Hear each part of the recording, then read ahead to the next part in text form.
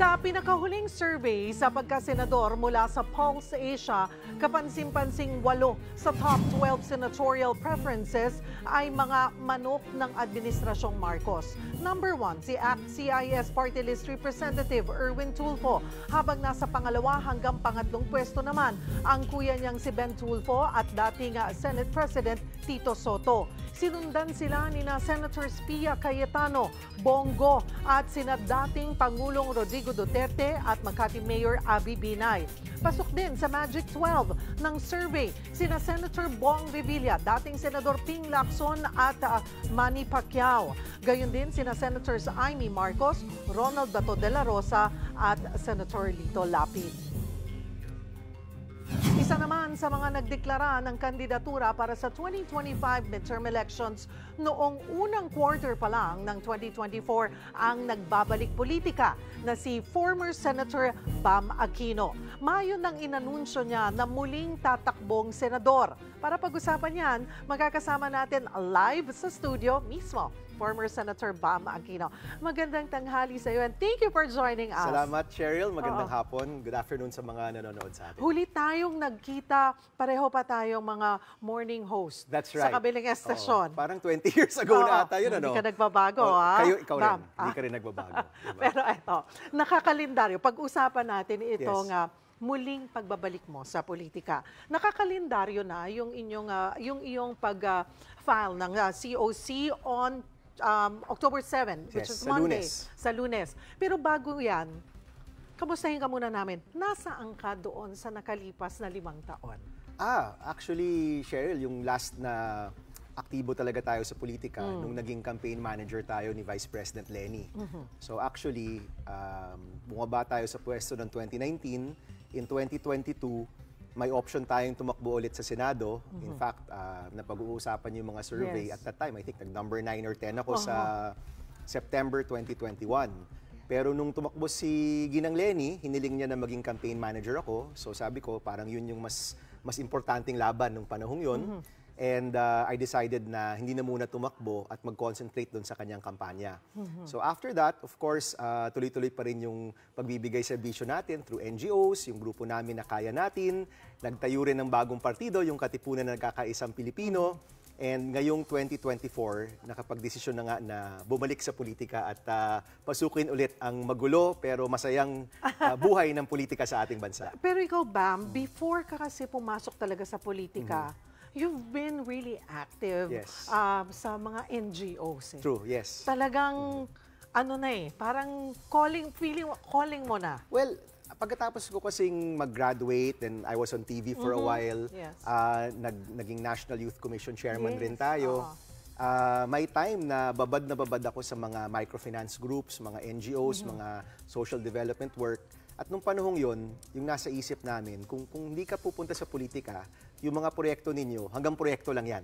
It will always be one barangay, 10 barangays, kahit munisipyo, 10 municipalities, 10 cities, pero hindi mo siya mapapalawak kung hindi ka papasok sa politika. So nung time na yon, nag-decide ako pumasok, and napasa naman namin yung mahalagang batas, no, gaya ng Go Negosyo Act, yung Free College Law, yung batas na tumutulong sa mga microfinance organizations na nagpapautang sa mga kababayan natin. So palagay ko yung time ko naman sa Senate, naging mahalaga yung panahon ko rin sa social development. No? At ngayon ay nagbabalik ka. Ito ba talaga noong nakaraang eleksyon, sabi mo, you concentrated as the campaign manager of VP Lenny then. Pero yun ba nasa isip mo during that time na, sige, tatakbo pa rin ako, mananatili ako sa politika pagkatapos lamang nito? So talagang nasa plano yung 2025 midterm elections? Or what really made you decide to go back sa politika? Siguro mas naging seryoso yung pag-iisip na yon last year. No? Nasa Amerika ako for 4 months, may fellowship ako doon, at may oras ka na wala sa Pilipinas. At doon mo makikita talaga na ang laki pa ng potensyal ng ating bansa at meron ka pa ring maiaambag, meron ka pang maibibigay. And nung lumalabas naman na nasa top 20 names tayo, right now wala pa sa top 12 pero nasa gilid tayo dyan, no? Nung lumalabas yung pangalan natin dyan, naisip ko maganda sigurong bumalik ulit, lumaban, at ipakita na ang grupo na to mayroon pa ring representatives. No? Right now, ang kasama natin sa pagtakbo si Senator Kiko Pangilinan na naging vice presidential candidate ni Ginang Leni rin. So itong pagtakbo namin, palagay namin, continuation rin ito ng mga napakaraming tao ring lumabas noong 2022 at naghahangad ng pagbabago sa ating bansa. Okay, as early as February, may announcement nga si former Senator Laila De Lima, no, na tatakbo kang opposition senatorial candidate. Kaya marami na under ka pa rin ng Liberal Party. Pero sa ilalim ng KNP o Katipunan ng Nagkakaisang Pilipino. Yes. Okay, ano ba ang KNP? Kailan nabuo? Sino si KNP? So, yung pag-announce ni Senator Laila nung panahon yun yung parang wishlist niya ng mga tatakbo. It was really in May, nung tinanggap ko yung chairmanship ng KNP na nagsabi tayo na naghahanda na tayo for 2025. So, yung KNP, nabuo ito nung panahong tumakbo si Ginang Leni, marami sa mga leaders nito, mga provincial heads ng campaign ni Vice President Robredo. So, nagbuo na yan and marami nagsabi, nais nilang ipagpatuloy yung nabuo na. So, hindi naman sila nawala. In fact, tuloy-tuloy yung pag-organisa. And nitong Mayo, nung nagsabi ako na bala ko nang bumalik, sabi nila, Senator Bam, baka gusto mo maging chairman kaya ng grupo natin. We're still part of the larger coalition, no? Of Akbayan, Liberal Party, KNP, and a few other party lists, no? Yan pa rin yung grupo. Pero itong pagsama ko at pagiging pinuno ng KNP, palagay ko mas bagay rin ako dito kasi marami sa mga leaders dito, mga kabataan. In fact, at 47, ako na yung isa sa pinakamatanda doon. No? Okay, so, pero may alyansa pa rin kayo with Liberal Party. And Akbayan. And Akbayan. So, makukonsidera na opposition? Well, we're running as independents, no? Okay. Palagay ko ngayon ang dalawang grupo na naglalaban na talaga, yung Marcos administration at yung Duterte group. And kami nga ni Senator Kiko, sabi namin, we're in a position where independent yung takbo natin. We're not part of these two groups, pero at the same time, pwede kami mag-focus sa talagang mahalaga sa taong bayan, no? Habang yung mga ibang grupo nakafocus sila sa mga away politika, kami magbibigay ng pansin dun sa mga bagay na mahalaga talaga sa taong bayan, no? In my case, yung edukasyon. Napasa nga natin yung free college law, pero alam natin na marami pa rin sa mga kabataan naghahanap ng trabaho kahit ilang buwan na pagkatapos ng graduation. So, libreng kolehiyo, nagbigay na, yung siguradong trabaho naman yung gusto nating isulong para sa mga kabataan natin. Paano ka muling magpapakilala at magpaparamdam sa taong bayan? Hindi natin mayalis, at alam mo yan, na magiging maraming personalidad, mga malalaking pangalan sa politika ang maririnig natin ngayong midterm elections. Exactly. Diba? Actually, kaya nga tayo may kampanya. No? That's why there's a campaign. Yung mga surveys, sinasabi niya kung nasaan yung tao at this moment. Pero kaya tayo mga kampanya kasi gusto natin makita ano yung progression yan.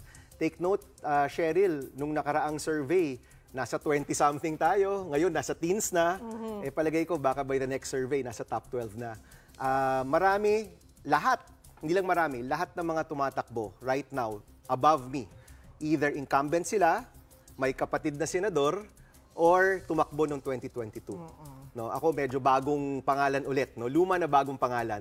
Kaya challenge talaga na magpakilala, but that's why kailangan mong umikot, kailangan ka mangampanya, kailangan marunong ka rin sa social media, and yung isang inaasahan ko, marami kang volunteers na tutulong na on the ground mangangampanya para sa'yo. And ang nakita namin, from 2022 until 2024, buo pa rin yung mga volunteers na lumabas nung nakaraang eleksyon. And lahat sila nagtatanong, Sen, anong laban natin? And sinasabi ko, may laban pa tayo next year, supportahan nyo kami ni Senator Kiko. Kayong dalawa ni Senator Kiko ang magtatandem na mag-iikot, ganun ba yon? Yes. So, nakaplano na yon. Wala pa kaming team name. Alam ko yung admin, Alyansa. Di ba? Alyansa. So, hinahanap pa po namin sa mga volunteers kung ano yung gusto nilang ibansag sa amin, yung aming slate of 2. But sa totoo lang, kahit dalawa kami, you know, si VP Leni is running in Naga, so kasama natin siya. Si Senator Risa, of course, who is the nagsisilbing minority sa Senate ngayon, is our campaign manager. We have related party lists who are supporting, like Akbayan, na si Dean Chel is now the first nominee. Si Senator Laila is the first nominee ng Mamamayang Liberal. So may grupo pa rin yan, no, na nabubuo. It's just that in that group, dalawa kaming kandidato for Senate at yan kami ni Senator Kiko. So mag-iikot kayo kasama, yan, like si former Senator Laila de Lima, and then also Attorney Jel? Yes. Ilocno, parehong party list? Yeah, alam mo, sabi ko nga. Suportahan na lang. Yeah, si Dean Chel got 10 million votes in the last election. Si Senator Laila, nung nanalo siya, I think 13 or 14 million votes. Ang kailangan lang naman for 3 seats sa party list ay 1 million votes. Oo. So there are a lot of 2%, votes to go around, no? Yes, yes. Mahalaga lang talaga na yung grupong yan ay nandyan at pinapakitang may alternatibo tayo sa mga malalaking grupong nakikita natin ngayon. Ano ang sabi ng pamilya mo nung babalik ka talaga sa politika, muling tatakbo? Well, syempre, matagal na konsultahan yan, especially sa asawa ko. Sa asawa. Oo. Yung mga anak ko maliit pa eh. So medyo hindi pa nila masyadong nagigets. Nagtataka lang sila, bakit may mga paypay tsaka poster sa bahay na nakikita sila, di ba? So, of course, full support yung pamilya. Hindi ka naman pwedeng pumasok dito na wala yung support ng family mo. But even sa mga pinsan and the extended family, ngayon ko palang sinabi, the other day ko palang sinabi na tuloy na talaga to. But gaya ng dati, syempre, you need your friends, your family, you need your volunteers, your supporters. Kailangan lahat magtulong-tulong at magsama-sama para umabot ka talaga sa finish line. Kung sakaling pala rin kang makapasok at maging senador muli, ano ang aasahan sa'yo ng taong bayan this time? Yes, Cheryl, ang maaasahan nila, magtatrabaho tayo para sa taong bayan. Uunahin natin ang pangangailangan ng tao, hindi yung mga away politika, hindi yung mga interest groups o mga paksyon-paksyon na nakikita natin ngayon. Mag-focus tayo sa pangangailangan ng tao. Pagbaba ng presyo ng bilihin, pagtaas ng sahod ng ating mga kababayan, mga reforma sa edukasyon na napakahalaga, and syempre, yung pagsisigurado na may trabaho ang bawat Pilipino. What can you say about doon sa mga pangalan ngayon na tatakbo sa politika or yung mga nakaupo na rin or posibleng marinig natin na pangalan sa Senado? Yung iilan lamang na mga apelido. Kagaya, sabihin na natin, doon yung posibilidad na magkaroon ng 3 Tulfo sa Senado. Nandiyan ang mga Cayetano, ang Villar. Can you say about that? Well, at the end of the day, kasi choice to ng taong bayan. Di ba? People have to make a choice. Isa ako sa mga nagsulong ng anti-dynasty in the past. No? Mahalagang isulong yung batas na yan. But honestly, right now, 12 ang choices ng tao. They can choose their favorite broadcasters, they can choose their favorite senators, they can choose mga tao na palagay nila tutulong sa kanila. And right now, dahil independent kami at dalawa lang kami ni Senator Kiko, palagay namin, compatible kami sa mga choices ng mga ibang tao.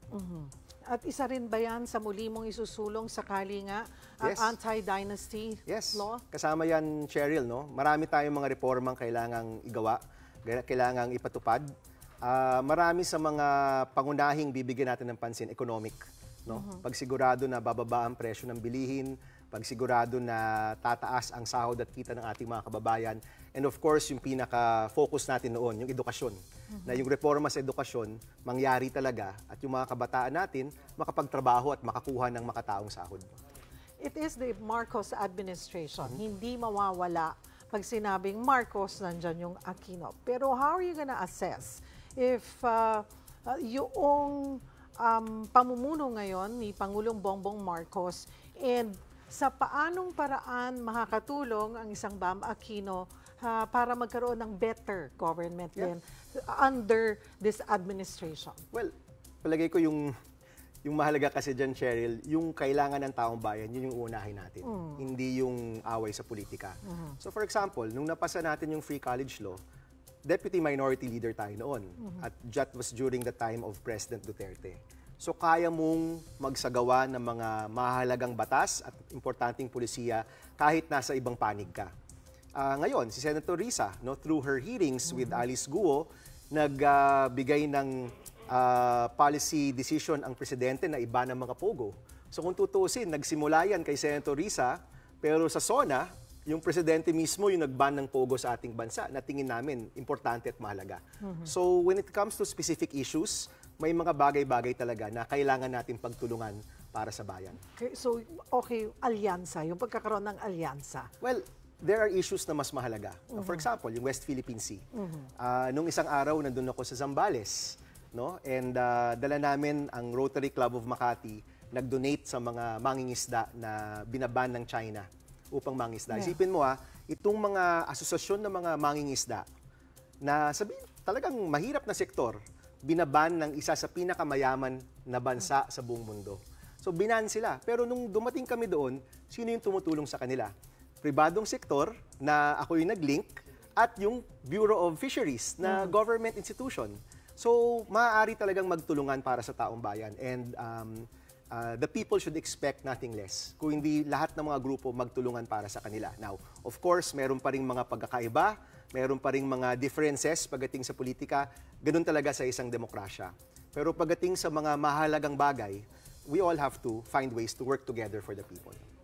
October 7, ang iyong pag-file ng Certificate of Yes. Candidacy. Sabay ba kayo ni Senator Kiko? Ang alam ko, October 8 siya. Oo. And then within a week, we'll have an event to launch the slate. The slate, oo. Of 2++. Isa ka ba doon sa nagpapa-feng-shui? Kasi may mga nagpa-feng-shui Marami din bukas, inaasahan. Hindi ako nagpa-feng shui, pero favorite number ko kasi yung 7 Seven. Kaya Pareho nag-October tayo. 7 kami, di ba? So, Alright. hopefully, it's a lucky number. Thank you for joining us. Salamat, Cheryl. Ayan, former Senator Bam Aquino.